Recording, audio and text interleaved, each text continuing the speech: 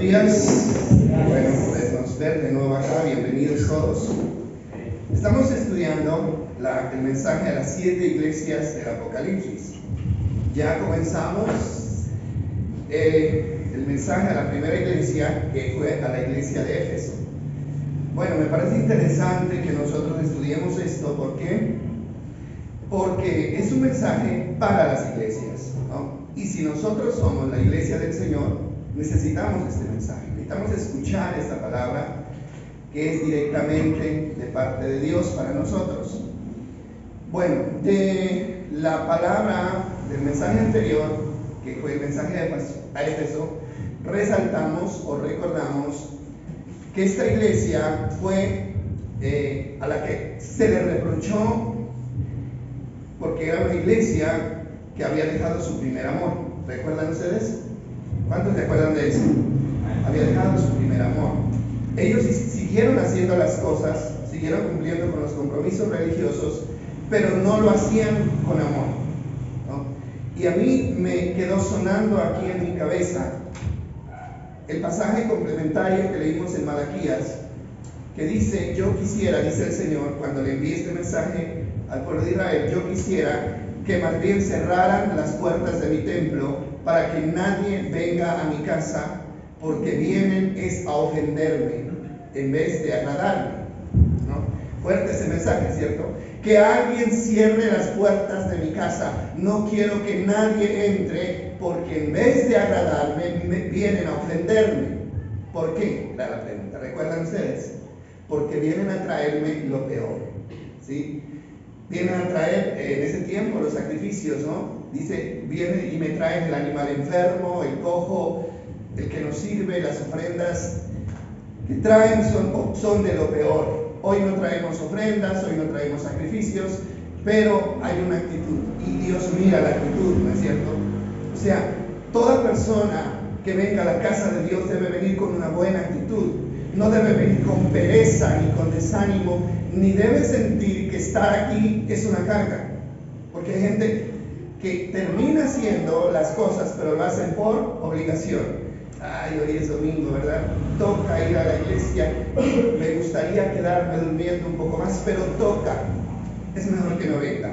O sea, una persona con esa actitud es mejor que no venga, porque viene a ofender a Dios en vez de agradar. O sea, es lo que dice la palabra, ¿no? Y cada uno de nosotros tenemos que examinar nuestras vidas. Hoy vamos a mirar el capítulo 2 y otro mensaje a otra iglesia diferente. Es en el capítulo 2, versículo 12, por favor. Ahí vamos a mirar a la segunda iglesia, porque son 7 los mensajes que él envía a las iglesias. Recuerden que hay una bendición para el que predica y hay una bendición para el que escucha. Entonces vamos a mirar, a leer este mensaje, y dice así. La carta está dirigida a la iglesia que estaba en Pérgamo, ¿no? Pérgamo es la ciudad, no es el nombre de la iglesia, sino el nombre de la ciudad. Yo hago aclaración de una cosa: en el tiempo bíblico las iglesias no tenían nombre, ¿no? Se las identificaba por la ciudad en donde estaban. Entonces dice: escribe esta carta al ángel de la iglesia de Pérgamo. Recuerden que el ángel es el pastor de la iglesia. Este es el mensaje de aquel que tiene la espada aguda de doble filo. Dice: yo sé que vives en la ciudad donde Satanás tiene su trono. Sin embargo, has permanecido leal a mi nombre. Te rehusaste a negarme aun cuando mi fiel testigo Antipas murió como mártir en medio de ustedes allí en la ciudad de Satanás. 14. Pero tengo unas cuantas quejas en tu contra.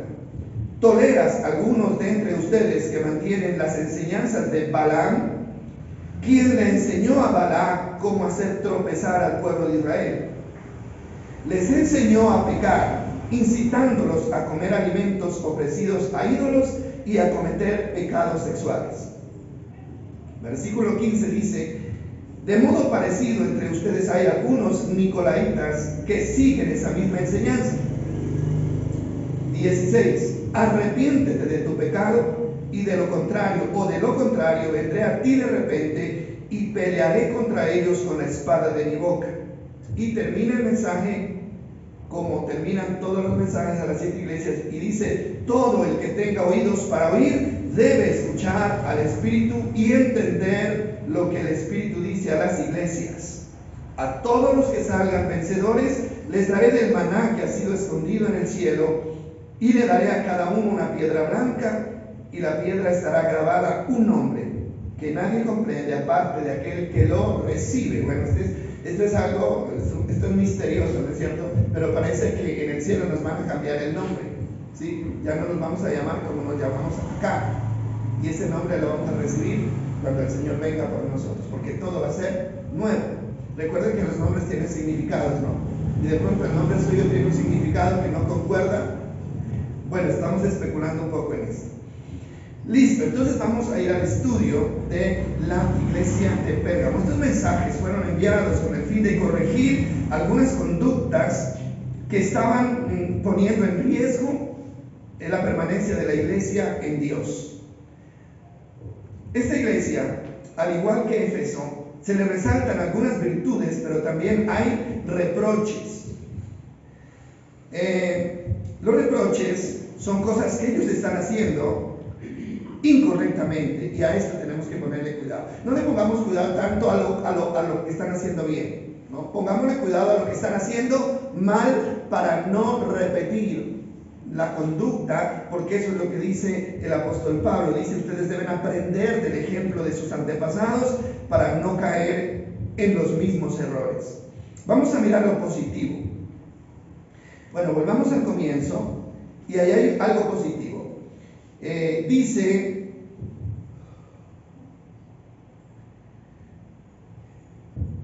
el 12, vamos a ir al 12 de nuevo. Dice, en la última parte: este es el mensaje de aquel que tiene la espada aguda de doble filo. ¿Cuál es la espada? Es la palabra de Dios, ¿no? Recuerden que al final dice: si no se arrepienten, yo voy a venir y voy a pelear contra ustedes con la espada. O sea, va a venir con la palabra, ¿no? Porque Dios siempre se defiende con la palabra. Y el 13 dice: yo sé que vives en la ciudad donde Satanás tiene su trono, sin embargo has permanecido leal a mi nombre, te rehusaste a negarme aun cuando mi fiel testigo Antipas murió como mártir en medio de ustedes en la ciudad de Satanás. Mira, interesante esto, ¿verdad? Aquí dice, lo que resalta es que ellos fueron fieles a la fe, que ellos nunca dejaron de identificarse como creyentes, como cristianos. Dice: aunque vivieron, la iglesia estaba situada en una ciudad donde Satanás tenía su trono, dice, ¿no? Esto es interesante. Esa ciudad era conocida como la ciudad de Satanás. Ahora, mire que la gente cree que Satanás vive en el infierno, ¿no? La gente cree eso. Y se le imagina, no, el diablo vive en el infierno, el diablo sale del infierno, ¿no? Y ahí es donde el diablo vive, y los demonios, en medio de las llamas. Eso es mentira. La Biblia no dice que el diablo vive en el infierno. La gente se inventó eso, no sé de dónde. ¿Dónde dice la Biblia que vive Satanás y sus demonios? ¿Dónde dice? ¿Sabe? Efesios capítulo 6, si lo vamos a mirar, yo no lo puse ahí en mis notas, pero quiero que lo miremos porque esto es importante para que nos demos cuenta. Efesios capítulo 6, versículo 10. Bueno, un poco más adelante, el versículo 12, ¿sí lo ubicaste? Versículo 12, Efesios 6, 12, dice: pues no luchamos contra enemigos de carne y hueso, sino contra gobernadores malignos y autoridades del mundo invisible, contra fuerzas poderosas de este mundo tenebroso y contra los malignos de los lugares que... ¿Dónde vive el diablo y sus demonios? Vive en los aires, mis hermanos, en los aires, en los lugares celestiales. Allí ellos viven. Recuerden que cuando Satanás se rebeló contra Dios y Dios lo lanzó, él dice que no se trajo consigo miles de demonios que hoy se conocen como los ángeles caídos. Dice que fueron lanzados, ¿no? Y se quedaron para vivir en las regiones celestiales, no en el infierno.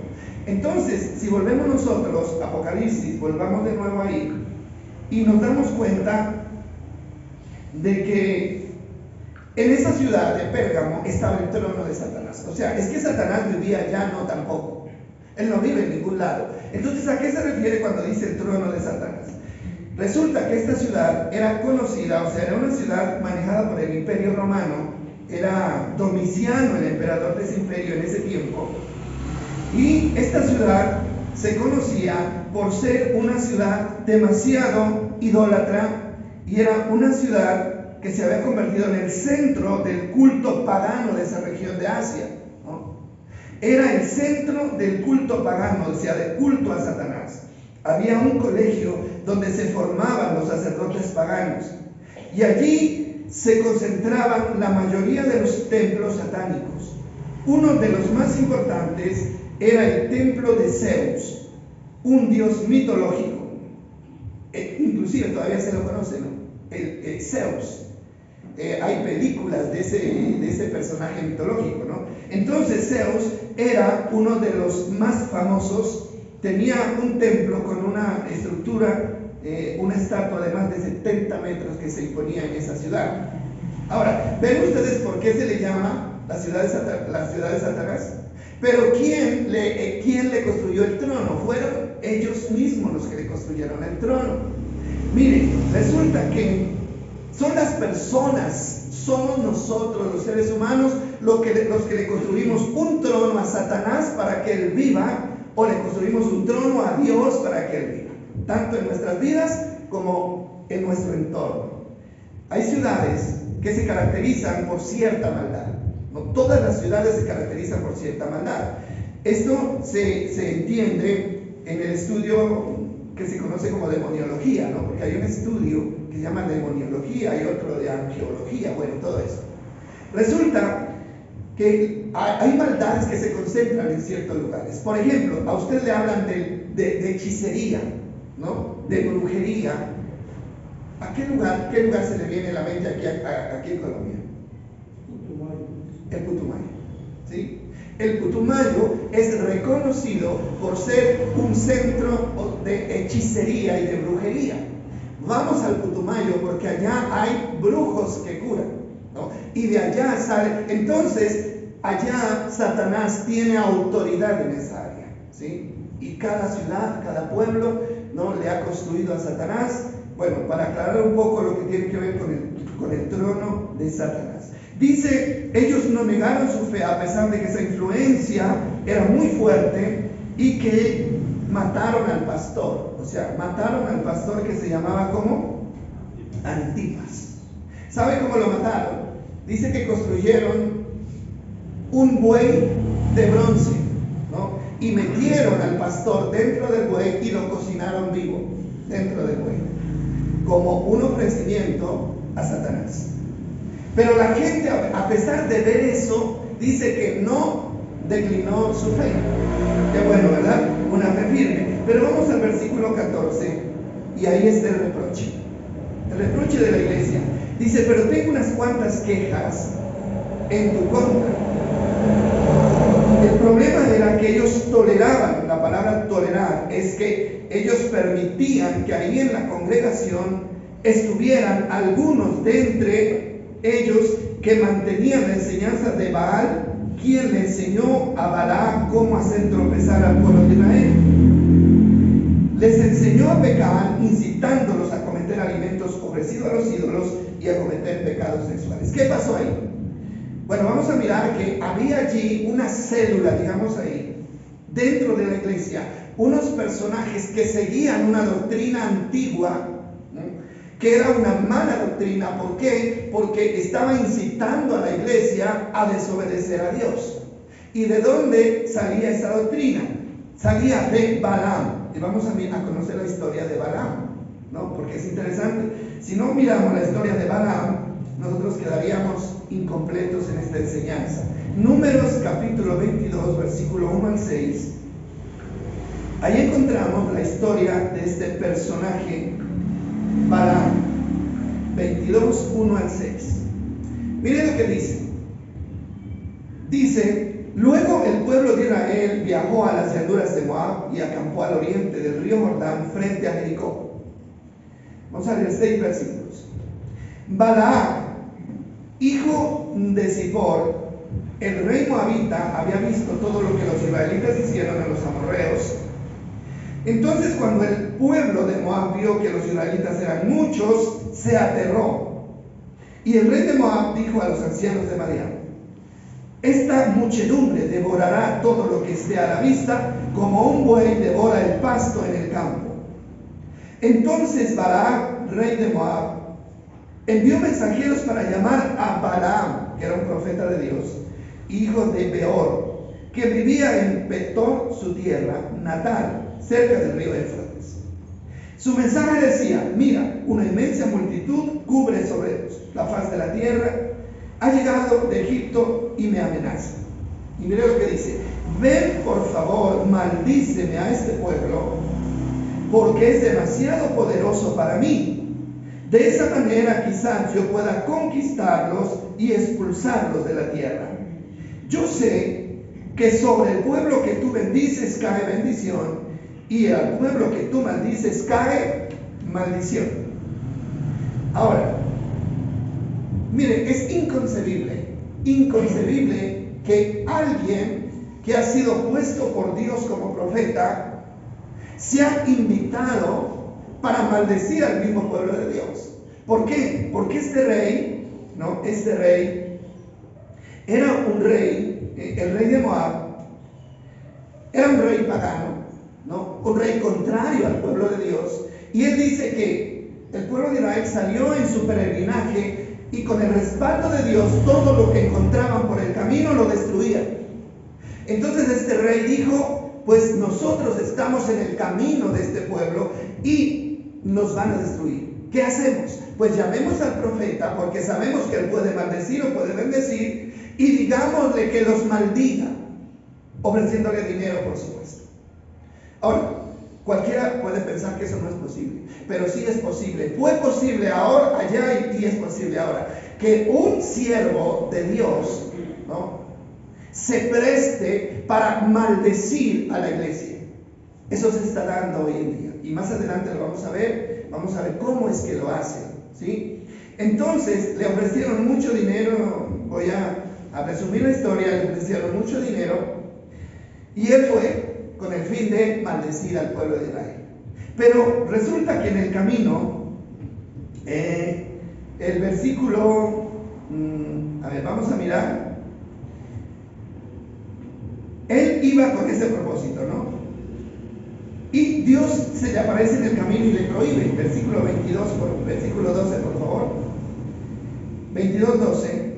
Miren lo que dice el 22:12. Él iba ya con el fin de maldecir al pueblo, dice el 12. Pero Dios le dijo a Balaam: no vayas con ellos ni maldigas a este pueblo, porque es un pueblo que bendigo. Bueno, Dios le está diciendo: pues tú quieres ir, puedes ir, pero no lo vas a poder bendecir, porque ese pueblo no lo vas a poder maldecir, porque ese pueblo ya está bendecido, y lo que Dios bendice nadie lo puede maldecir. Eso es lo que nosotros tenemos que entender. Lo intentó 3 veces. La primera vez no pudo. Entonces el rey lo vuelve a llamar y le ofrece más plata. Él lo intenta, y recuerdan ustedes que por ahí hay un pasaje que habla de una de una burra que le habló al profeta. ¿Sí han leído ese pasaje? Una burra, ¿no? Dice que él iba camino a cumplir su propósito, íbamos montado en su asna, y de pronto el asna dice que miraba a un ángel delante de ella con una espada desenvainada en la mano, pero el profeta no veía. Y ella frenaba y él le daba látigo para que ella avanzara, al punto de que ella quedó frenada y no caminó más. Entonces dice que Dios abrió la boca de esa asna, y la asna le dice: ¿por qué me golpeas? ¿Por qué me golpeas? Entonces le dice: yo estoy tratando de evitar que te hagas daño. Y él entonces entendió. Capítulo 23, versículo 19. Estoy haciendo rápidamente, presentando la historia. Capítulo 23, versículo 19. Mire, después de 3 intentos, él entiende una cosa, el profeta, y dice: Dios no es un hombre, por lo tanto no miente. Él no es humano, por lo tanto no cambia de parecer. ¿Acaso alguna vez habló sin actuar? ¿Alguna vez prometió sin cumplir? versículo 20 dice: escucha, yo recibí la orden de bendecir. Dios ha bendecido y yo no puedo revertirlo. Bueno, sí, no sé si estamos siguiendo la historia, ¿verdad? Él lo intenta 3 veces, no puede maldecir al pueblo y termina diciendo: lo que Dios ha bendecido, o esa bendición, yo no puedo cambiarla, yo no puedo revertirla. Ahí queda el asunto por el momento. Entonces, la conclusión aquí, para que la entendamos nosotros, es la siguiente: nadie puede maldecir a quien Dios ha bendecido.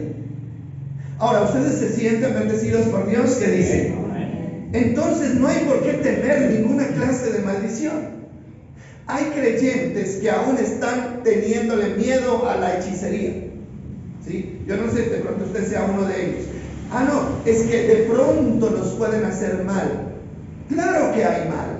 Hay hechiceros, hay personas que son instrumentos de Satanás que se prestan para dañar la vida de los demás. Pero déjeme decirle que si la bendición suya, la bendición de Dios está sobre su vida, nadie podrá hacerle daño. Ningún hechicero, por muy poderoso que sea, va a poder hacerle daño a su vida. Eso está garantizado. Lo que Dios ha bendecido, nadie lo puede maldecir. Y ahí tenemos que pararnos. Ahora, pero déjenme decirles una cosa a la que yo sí quiero que le pongan atención. De todas maneras, a pesar de que nadie, ni el diablo, ni Dios, menos Dios no maldice a nadie, porque en su naturaleza Dios no puede maldecir a nadie, Él es bueno por naturaleza. No nos puede maldecir ni Dios, no nos puede maldecir el diablo, ni la mamá, ni el papá, nadie nos puede maldecir. Hay gente que dice: es que la maldición de la mamá sí llega. Mentiras. Eso es mentiras. ¿Le podrá llegar a quién? ¿No? Al que esté bajo la cobertura de Dios, pero no al que esté encubierto. Porque toda maldición trae consigo el deseo del mal. ¿Qué significa maldición? Un mal que se declara con la boca. Eso es maldición, ¿cierto? Que se desea con el corazón. Detrás de toda maldición hay maldad. Por eso los pastores que le digan a un creyente: si usted se va de esta iglesia, se va en maldición. ¿Han oído ustedes eso? Si se va de esta iglesia, se va en maldición. Esa persona está obrando de parte de Satanás. Está hablando de parte de Satanás, porque nadie puede ni siquiera intentar maldecir. No pueden maldecir, pero lo intentan. ¿Y por qué lo intentan? Porque su corazón está lleno ¿de qué? De maldad. Está lleno de odio, de maldad. Entonces, vamos a mirar que sí hay maldiciones en la vida de las personas, ¿no? A la gente le va mal. Le va mal. Pero ¿sabe quiénes somos los únicos que nos podemos maldecir? Somos nosotros. Los únicos que nos podemos maldecir a nosotros mismos somos nosotros mismos. Ni Dios, ni el diablo, ni otra persona nos puede maldecir, pero sí nos podemos maldecir nosotros a nosotros mismos. Por eso existe la maldición en la tierra. Increíble esto, ¿verdad? A veces nos cuidamos, que la amante es sábila, ¿no es cierto?, para que el mal no llegue a la casa, cuando realmente somos nosotros los que estamos metiendo la maldición a nuestras propias casas con lo que estamos haciendo mal, ¿sí? ¿De qué sirve una amante sábila? ¿De qué sirve un ajo macho en el bolsillo? ¿No es cierto? Si usted va a hacer las cosas mal, si usted sigue haciendo las cosas mal, nadie ni nada lo podrá proteger de la maldición, a menos que nosotros lo hagamos por nuestra propia vida. ¿Sí está claro esto? Tenemos que tenerlo claro. Ahora, todos queremos bendición, ¿cierto? Todos queremos bendición. Y pastor, ore ¿para qué? Para que Dios me bendiga. Yo puedo reventarme orando para que Dios lo bendiga, pero usted sigue haciendo las cosas mal, nunca habrá bendición en su vida. Vamos a mirar, avanzar un poquito más. Los únicos que podemos maldecirnos somos nosotros mismos, nadie más. Así que no culpe a nadie más de lo que le está pasando a su vida. Revísese usted mismo. ¿Sí? Revísese usted mismo. Entonces decíamos que Dios no puede maldecir porque en Él no hay maldad. El diablo tampoco puede maldecirnos. Hermanos, si el diablo pudiera dañarnos, ya nadie existiera. ¿No le parece? Porque Él vino ¿a qué? A matar, a hurtar y destruir. Entonces, vamos a mirar Génesis 3:14. Y ahí encontramos la primera maldición que se menciona en la Biblia. ¿Y cómo se dio esto? Vamos a mirarlo. Génesis 3:14, bueno, ahí se narra la desobediencia de Adán y Eva. Y a consecuencia de eso vino la maldición. Pero vamos a darnos cuenta, ¿quién trajo la maldición? ¿No? No, fue la serpiente, ¿verdad? Fue el diablo el culpable. No fue el diablo, ¿no? Vamos a mirar, dice, entonces el Señor dijo a la serpiente, por cuanto esto has hecho, eres maldita. O sea, ¿por qué vino maldición sobre la serpiente? ¿Por qué? ¿Porque Dios la maldijo? ¿Porque Dios declaró maldición sobre ella? No, por cuanto esto has hecho. La maldición que cae sobre la serpiente fue consecuencia de la acción de la serpiente. ¿Sí me van a entender? Dios se lava las manos ahí. Y ahora siguen las otras maldiciones. Dice, serás maldita más que todos los animales, tanto domésticos como salvajes, andarás sobre tu vientre, arrastrándote por el polvo durante toda tu vida. Bueno, eso fue lo que le pasó a la serpiente. Bueno, vamos a mirar en el versículo 16. Y Dios le dice a la mujer. Luego le dijo a la mujer, haré más agudo el dolor de tus embarazos. Y con dolor darás a luz y desearás controlar a tu marido, pero él gobernará sobre ti. Me da risa. ¿Por qué da risa esto? Porque dice que la mujer deseará gobernar al marido. ¿Cuántas desean gobernar al marido? Todas. De verdad, y no se salva ni una sola, de verdad. Esa es la realidad. Todas. Porque eso es un principio que viene de allá. Pero como consecuencia a la desobediencia dice, no podrás, las mujeres no pueden ni siquiera intentar gobernar al marido, porque esa es una consecuencia que viene por la desobediencia. Ahora, y si lo intentan, ¿qué pasa? Van a haber problemas. Y generalmente los problemas que existen en las parejas es por eso, porque el uno quiere gobernar al uno y el otro quiere gobernar al otro y viven disputándose un problema de poder, de dominio. Ahí el diablo feliz de la vida, ¿no? Trayendo dificultades. Bueno, eso hace parte de la maldición. Con dolor, dice, darás a luz a tus hijos. Más agudo, o sea, parece que antes de la desobediencia las contracciones no eran tan fuertes, pero después de la desobediencia dice tendrás un dolor más agudo, pero no solo se refiere al dolor de las contracciones, sino a la responsabilidad de una madre para con sus hijos. Una madre jamás descansará, jamás descansa de la preocupación y de la carga que a veces los hijos no representan para su vida. Los padres somos más frescos, ¿sí? Somos más tranquilos. ¿Por qué? Porque Dios así lo determinó. Entonces, al hombre le dijo, 17, dado que hiciste caso a tu esposa y comiste del fruto del árbol que te ordené que no comieras, la tierra está maldita. ¿Por quién? Por culpa de Adán. Pero la culpa de Adán fue ¿por qué? Por haberle obedecido a la mujer, y la culpa de la mujer fue por haberle obedecido a la serpiente. Eso es una escala, ¿no? Que termina en maldición de toda la tierra. Toda la tierra. Entonces dice, toda tu vida lucharás para poder vivir de ella. Ustedes, hermano, toda la vida vamos a tener que luchar para poder vivir de la tierra. ¿Saben por qué? Porque se siembra la tierra, pero la tierra no produce lo que esperamos. ¿Se dan cuenta? O el sol la daña, o el invierno la daña, o el gusano se la come. Hay maldición sobre la tierra. Y dice, eso es consecuencia por la desobediencia. Tenemos que acostumbrarnos, mis amados. ¿Por qué? Porque a veces hay gente que tiene la ilusión, ¿no es cierto? Yo voy a trabajar duro, ¿no es cierto? Para después descansar. Jamás se descansa. Nunca vamos a descansar. ¿Por qué? Porque eso hace parte de ese proceso. Entonces dice, la tierra producirá espinos y cardos. Dice, y aunque comerás de sus granos, pero con el sudor de tu frente obtendrás el alimento para comer hasta que vuelvas a la tierra de la cual fuiste formado, pues fuiste hecho del polvo y al polvo volverás. ¿No? Ok, entonces lo que tenemos que nosotros entender aquí es que esa maldición que afectó no solamente la vida física, sino espiritual y emocional de la humanidad, no fue culpa del diablo, no. ¿Qué hizo el diablo? Metido en la serpiente, le insinuó a Eva. ¿La obligó? ¿Qué dicen ustedes? ¿La obligó? No. ¿La amarró y cogió el fruto y se lo metió a la fuerza en la boca? No. No hizo nada de eso. Ni siquiera le puso un revólver, si no comes te mato. No, simplemente le insinuó y le dijo, mira, qué fruto tan delicioso, si te lo comes vas a ser igual que Dios, ¿no es cierto?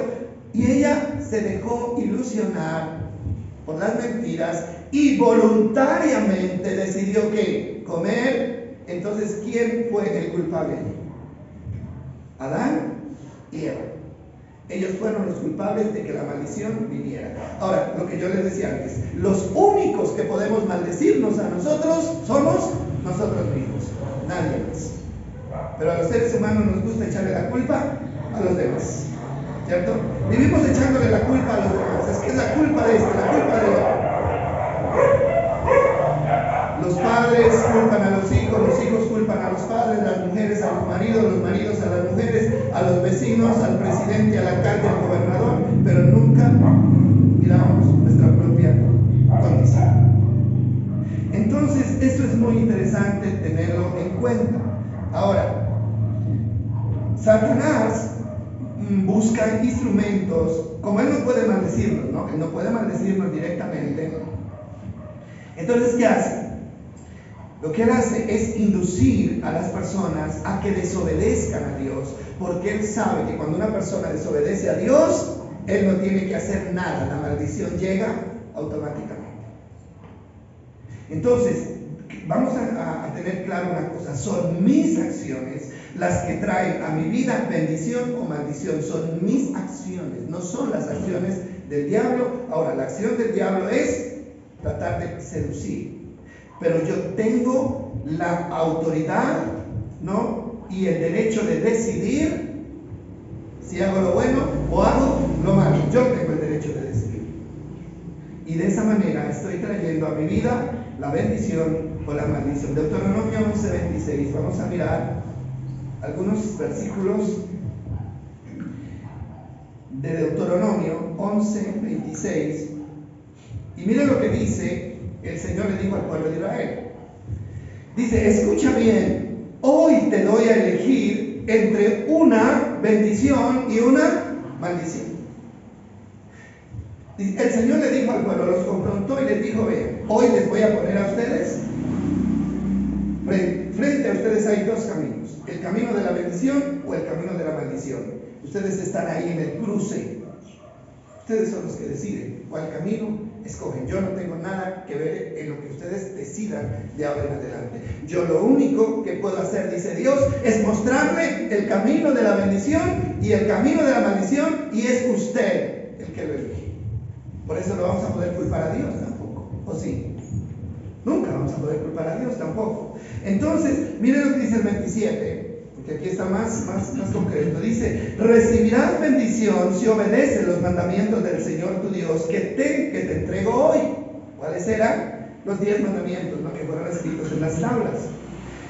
28. Pero recibirás maldición si rechazas los mandamientos del Señor tu Dios y te apartas de él y rindes culto a dioses que no conocías. Yo creo que más claro no puede estar. Ahora, ¿qué es lo que nosotros tenemos que tener, de qué tenemos que tener cuidado? De cuál camino vamos. ¿Vamos por el camino equivocado o vamos por el camino correcto? De eso depende lo que vamos a encontrar al frente. Si usted coge el camino equivocado, va a encontrar la maldición. No, eso no tiene más alternativa. Pero si usted toma el camino correcto, usted va a encontrar la bendición. Y eso está dicho. Ahora miremos un poco lo que dice Deuteronomio 28. Es un pasaje muy conocido, pero igual hace parte del mensaje de Dios al pueblo de Israel. 28:1, ¿no? Miren lo que dice, póngale cuidado a eso, por favor. Igual vinimos a aprender de la palabra, ¿no? Y esta palabra es nuestra autoridad. Dice, si obedeces al Señor tu Dios en todo y cumples cuidadosamente sus mandatos que te entrego hoy, el Señor tu Dios te pondrá por encima de todas las demás naciones del mundo.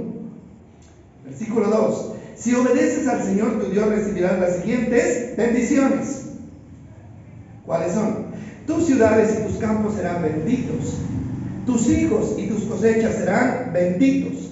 La cría de tus rebaños y la manada y tus manadas serán benditas. Tu canasta de fruta y tus paneras, o sea, ahí dice es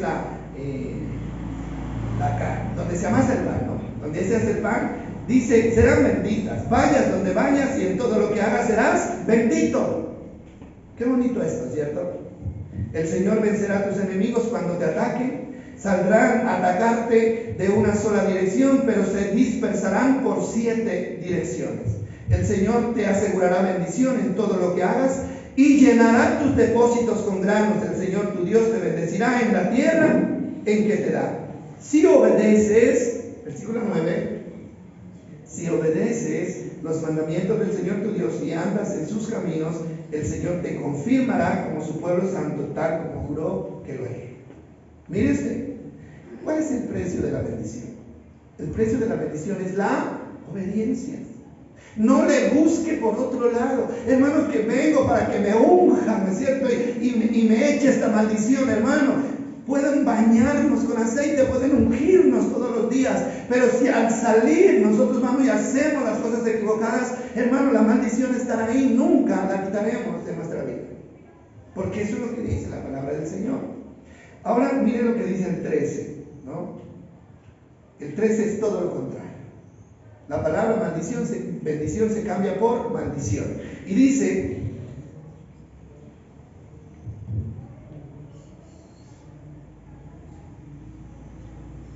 vamos a mirar el versículo siguiente, ¿cuál es? A ver, ¿estamos en él? A ver, sigamos un poco, busquemos el texto donde habla hacia el 15. El 15 dice, ¿lo tienes? Dice, pero si te niegas a escuchar al Señor tu Dios, primero escuchar, ¿no? Y no obedeces los mandamientos y los decretos que te entregó hoy, caerán sobre ti las siguientes maldiciones y te abrumarán. La palabra abrumar es aplastar, porque para eso son las maldiciones, para aplastar.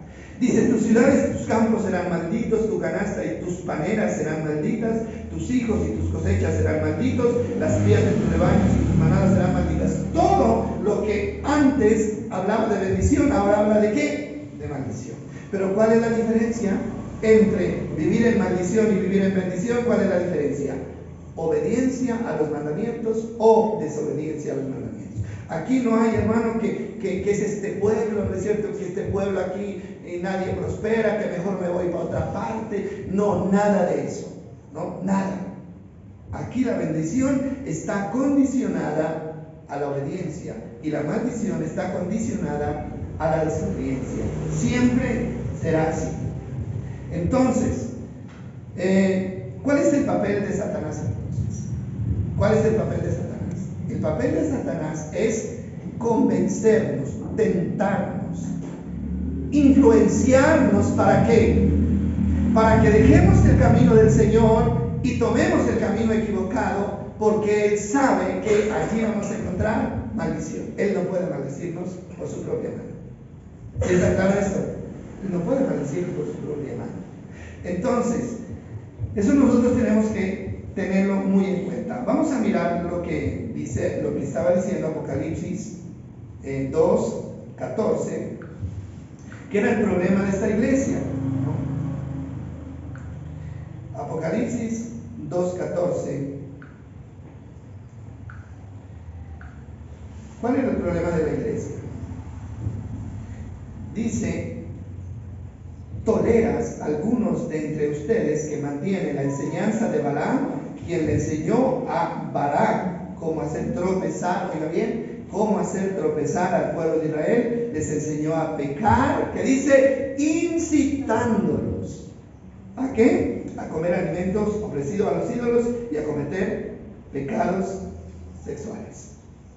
Entonces, mire lo que pasó con este profeta. El profeta no pudo maldecir con su boca al pueblo de Israel. ¿Y qué hizo entonces? Comenzó a inducir al pueblo de Israel al pecado, y con eso sí logró que viniera maldición sobre el pueblo de Israel.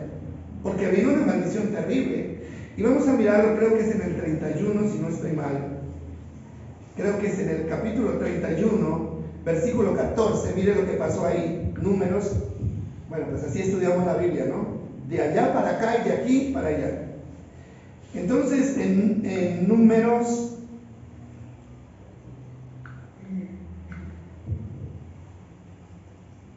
31, versículo 14, hay una referencia ahí. ¿Sí lo tenemos? Dice: pero Moisés se enfureció con los generales y los capitanes que volvieron de la batalla. Dice: ¿por qué dejaron con vida a las mujeres? Les reclamó. Precisamente son ellas las que, siguiendo el consejo de ¿quién? ¿De quién? ¿Quién era Balaam? El profeta, que estaba para guiar bien al pueblo. Dice: siguiendo el consejo de Balaam, incitaron al pueblo de Israel a rebelarse contra el Señor en el monte Peor. Dice: son ellas las que causaron la plaga que hirió al pueblo del Señor. Y allí fue donde murieron, creo que fueron 23,000 personas del pueblo de Israel, como consecuencia a la desobediencia. Entonces, allí, bueno, ¿qué pasó ahí? Había una guerra. Dios le dice al ejército: vayan y destruyan todo. Así era antes, ¿no? Todo. Pero ¿qué hicieron ellos? Dejaron a las mujeres. No mataron a las mujeres por consejo ¿de quién? Del profeta Balaam. Y dice que trajeron a las mujeres para los hombres del pueblo de Israel. Por eso habla de inmoralidad sexual, porque en ese tiempo estaba prohibido que los israelitas tomaran mujeres que fueran de otra cultura, de otro pueblo.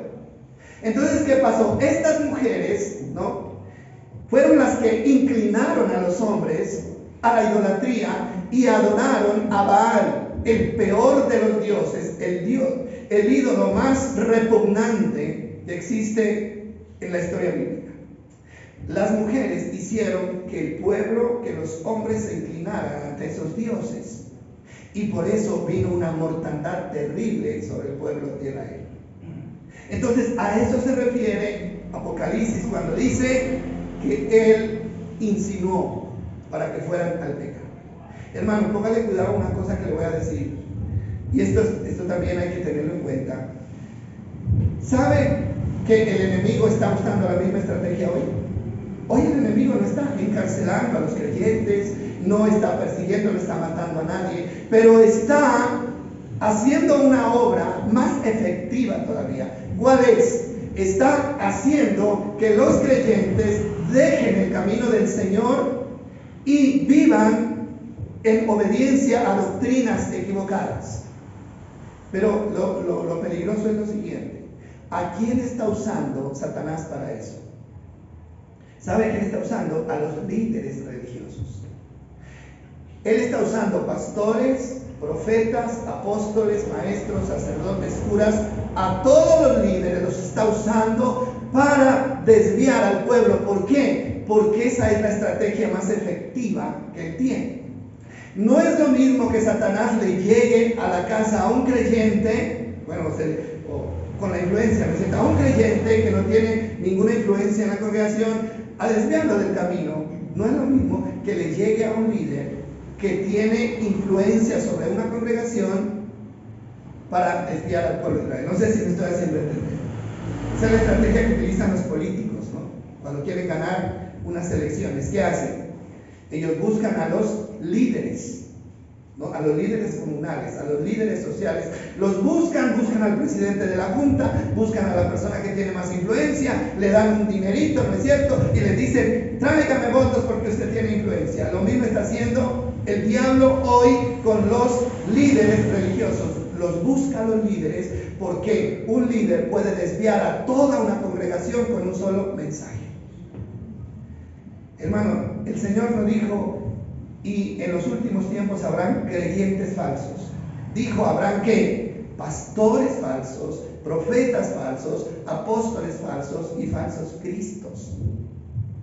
O sea, El asunto no es tan fácil, mis hermanos. Es que el diablo no se nos va a presentar ahí con cola y cachos, ¿no? Y echando candela para decirnos no crea en Dios, ¿no es cierto? Sálgase de la iglesia. No, él no lo va a hacer. Él va a usar a las personas claves, como usó al profeta Balaam, que era un profeta de Dios, y luego esa influencia de esa doctrina mala siguió viva hasta que aparece en la iglesia que estamos estudiando hoy. ¿Cuál era el error de ellos? Lo toleraban.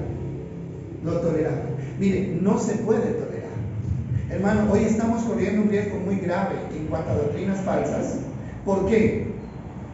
Hermano, porque tenemos mucho acceso a enseñanzas bíblicas. Bíblicas entre comillas, ¿no? El internet es un peligro grave. La gente dice, no, yo no voy a la iglesia, mejor me quedo escuchando al pastor fulano de tal, porque ese sí habla bonito. ¿Cómo sabe usted que esa persona realmente lo está guiando a la verdad? Mire, entre toda esa cantidad de mensajes, la mayoría, óigame bien, la mayoría son equivocados. Y qué bonito que predica fulano de tal, yo por eso no lo escucho. Yo tuve la experiencia de una familia, era una familia completa, ¿no? De acá, de la Unión, que empezaron a seguir a un pastor de otro país, ¿no? Y ese pastor los fue metiendo en una doctrina falsa, al punto de que les enseñó que Pablo era un apóstol del diablo. Que Pablo era un apóstol del diablo. Que no le hicieran caso al apóstol Pablo porque era un apóstol del diablo. Y cuando un día me encuentro con el hermano y me dice, mire, nosotros estábamos muy engañados pensando que Pablo era un apóstol, pero Pablo ha sido un apóstol del diablo. Y no podemos escucharlo. ¿Y quién le dijo eso? No, me lo dijo fulano de tal. Y vaya a ver dónde están ellos. Están en nada. No, ya no existe como cristiano. Perdieron su fe. Entonces tenemos que tener mucho cuidado a quién oímos. Mire, los pastores y los maestros tenemos que ser muy honestos, hermano. No debe haber ningún tipo de interés personal como el interés de Balaam, que como le ofrecieron plata, entonces no trató de maldecir al pueblo. Esto no es por plata, pero se puede dar. ¿Por qué? Porque muchas personas en las iglesias, muchos pastores, hermano, por no llevarle la contraria al que lleva plata a la iglesia, al que lleva buenos diezmos a la iglesia, entonces no hablan del pecado. Es que yo sé que el hermanito fulano es el que sostiene aquí, pero está mal. Él vive mal, él tiene 2, 3 mujeres, pero no hay que tocar este tema. ¿Por qué? Porque si tocamos este tema, el hermanito se nos va y la plata también se nos va con él. Eso existe, mis hermanos.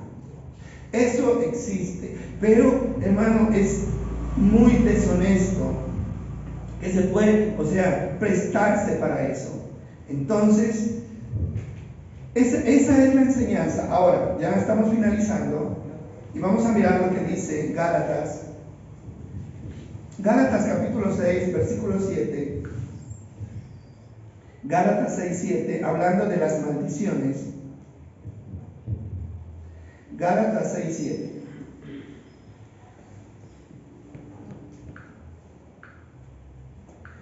Miren lo que dice. Dice, no se dejen engañar. Nadie puede, ¿qué? A ver, digámoslo, nadie puede, ¿qué? Burlarse de Dios. Siempre se cosecha lo que se siembra. Y dice el versículo 8, los que viven solo para satisfacer los deseos de su propia carne o naturaleza pecaminosa, cosecharán de esa naturaleza destrucción y muerte, maldición. Pero los que viven para agradar al Espíritu, del Espíritu cosecharán, ¿qué? Vida, bendición. Ahora, esa palabra, no se dejen engañar. Dios no se puede burlar. Ahora, ¿cuándo uno intenta burlarse de Dios? ¿Cuándo uno trata de burlarse de Dios? Y perdónenme la expresión, ¿cuándo una persona cree que Dios es tonto? Porque hay gente que cree que Dios es tonto. Cuando hace lo malo y luego le pide a Dios que lo bendiga. Eso es ser ignorante. Eso es como el ladrón que sale a atracar a la calle, ¿no es cierto? Y antes de salir hacia una oración, Diosito, que me vaya bien hoy. Y se echa la bendición, ¿no es cierto? Para que no le hagan nada en la calle. Eso es tratar de burlarse de Dios, porque Dios siempre ha estado en contra de lo malo y Él nunca respaldará lo malo. Señor, ¿por qué me castigas? Dios no castiga a nadie, hermano. Dios no castiga a nadie. El castigo, hermano, es el resultado de nuestras acciones equivocadas. Nuestras acciones, no las acciones de Dios. Entonces, mis amados, todo lo que el hombre siembra, eso cosecha. Y yo siempre lo he dicho de esta manera. Las acciones son como semillas. Las acciones son como, inclusive las palabras también. Son como semillas. Las acciones usted las siembra. Vamos a poner el ejemplo de la semilla de maíz. Usted siembra un grano de maíz y unos días, ¿no es cierto? Parece que ahí no hay nada, ¿cierto? Esto está enterrado ahí. Usted puede pasar por encima y no ve nada. Pero con el tiempo, ¿qué pasa? Esa semillita germina, crece y echa fruto. Entonces hay gente que dice, no, mire que yo he hecho cosas que no deben y a mí no me ha pasado nada. ¿Sabe por qué? Porque esa acción todavía, esa semilla todavía no germina, pero un día va a germinar y el fruto que va a recibir es maldición. ¿Sí? Así son las acciones buenas también. Cuando usted hace una acción buena, usted siembra una semilla y cuando la semilla salga, va a ser un fruto que lo va a bendecir. Eso es así. Entonces el mundo, hermano, necesita entender que lo que está pasando hoy en día no es culpa, porque la gente culpa al diablo y culpa a Dios, ¿cierto? Ellos son los culpables de todo. No, son nuestras acciones. Una persona, hermano, que va y roba o que mata a alguien y luego lo meten a la cárcel y allá en la cárcel, Dios mío, ¿por qué? ¿Qué? ¿No? A quejarse en la cárcel, ¿no es cierto? Con 20 años de condena encima. A quejarse, a maldecir, ¿no? A los jueces, a las leyes. ¿No? Son consecuencias de sus actos y por lo menos deberíamos tener, hermano, la decencia de reconocerlo, ¿sí? Deberíamos tener la madurez para reconocerlo. Entonces, eso, hermano, de la bendición, en estos días, hace unos días vino un señor con un carro muy, muy lujoso, una camioneta nueva. Pastor, bendígame esta camioneta. Es que me la unja esta camioneta, ¿no? Porque, mire, esta es una bendición que Dios me dio. Listo, sí, qué bonita esa camioneta, ¿no? Una gran bendición que Dios le dio a este señor, ¿no? Entonces, le dije, pero venga un momentico y charlemos. Yo puedo hacer lo que usted dice. Venga y hablamos. La bendición que usted quiere, yo no se la puedo dar. La bendición que usted está buscando es usted mismo el que la tiene que conseguir y la tiene que mantener.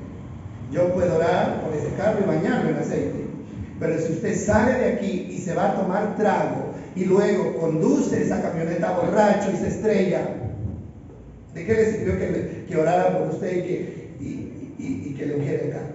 ¿Sirvió de algo? No. Entonces hubo un tiempo que hubo esa moda, ¿no?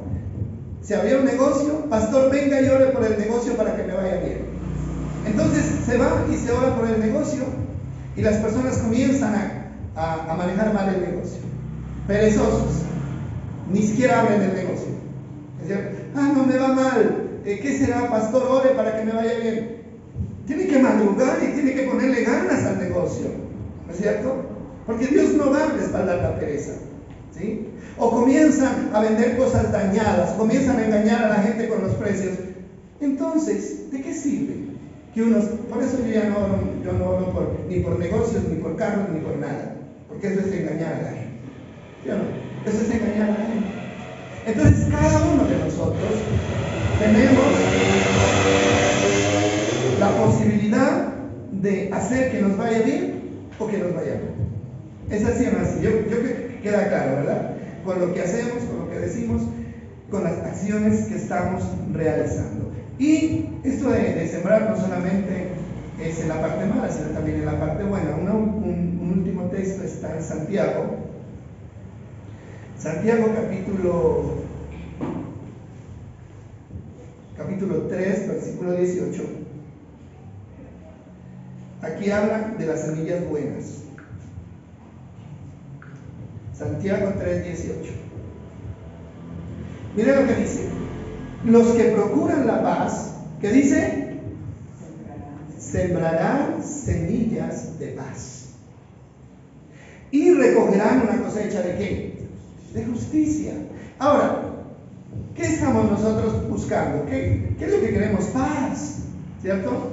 Pero si yo estoy pidiéndole a Dios paz y yo soy una persona violenta en mi casa, Señor, trae paz para mi casa, ¿no es cierto? Trae paz para mi casa. Y yo llego, hermano, como un ogro, gritando, ofendiendo, faltando al respeto en mi casa. ¿Qué estoy haciendo? ¿Será que hay paz en esa casa? No, porque soy yo mismo el que tengo que sembrar las semillas de paz. Yo tengo que hacerlo. Entonces, mire lo que dice el texto: los que procuran la paz, los que quieren paz, tienen que sembrar ¿qué? Paz. ¿Sí? Yo quiero paz en esta casa, entonces voy a calmarme. Voy a manejar las cosas de otra manera. Ah, no, Señor, que hay amor en esta familia, que hay amor en esta casa. Y yo soy el primero en hacer cosas contrarias al amor. Insulto, maltrato, peleo. Eso no es el resultado del amor. ¿Cuándo voy a tener amor? ¿Cierto? Señor, bendice la economía, porque estamos mal, porque la plata no nos rinde. Y están malbaratando la plata. Y no saben administrar lo que Dios les dio. Están malgastando y están gastando en lo... Ah, no, Señor, ore para que Dios bendiga mi economía. Que Dios ya lo bendijo cuando le dio algo. Pero ¿qué hizo con lo que Dios le dio? Lo botó, lo malbarató, lo invirtió en cosas que no le iban a aprovechar. Hermano, todo está en nuestras manos, ¿sí o no? Todo está en nuestras manos, ¿sí? Entonces terminamos y como conclusión, entonces la enseñanza para la iglesia es: no se puede poner a predicar a cualquier persona. No se puede escuchar a cualquiera que diga: yo tengo la Biblia, yo le hablo de la Biblia, porque el diablo también usa la Biblia para tentar. Cuando el diablo quiso tentar a Jesús, ¿no? Que lo subió al pináculo, ¿recuerdan ustedes? Y le dijo: lánzate de allá, porque hay un salmo, Señor, hay un salmo, y yo creo que le mencionó la cita, ¿no?